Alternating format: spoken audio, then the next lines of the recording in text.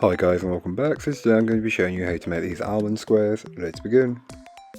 So to start the recipe, you'll want to grab yourself a mixing bowl, and into the mixing bowl place all of your ingredients apart from the flaked almonds.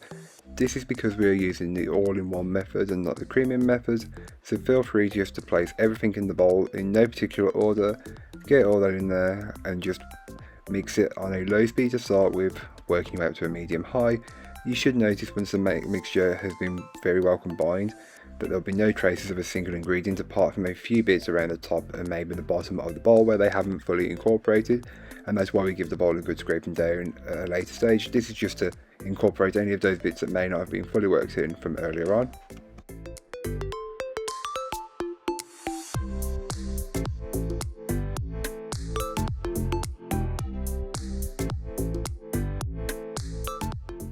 You can then go ahead and grab your cake tin, which has been lined with some parchment paper, and pour all of the cake batter into it.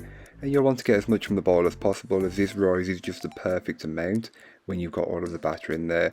Spread and level it out as best as you possibly can, and I like to do this with a cranked or an offset spatula, but feel free to use what you have or what you would normally use.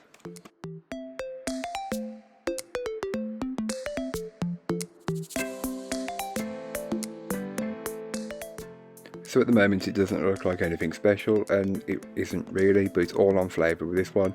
Then you can go ahead and take some flaked almonds which haven't been toasted and just scatter them over the top of your cake. You can then go ahead and transfer the tin into your preheated oven and bake it off. I will leave all that information in the blog post, which you will find down below. Then here is what the cake will look like once it's been fully baked and allowed to cool. I like to cut mine up into 9 generous squares, but feel free to cut them into as many or as few pieces as you would like.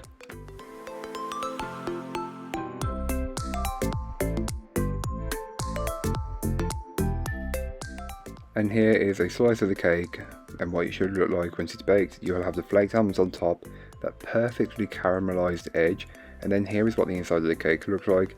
It's so good, almondy and spiced with the orange. It works really well.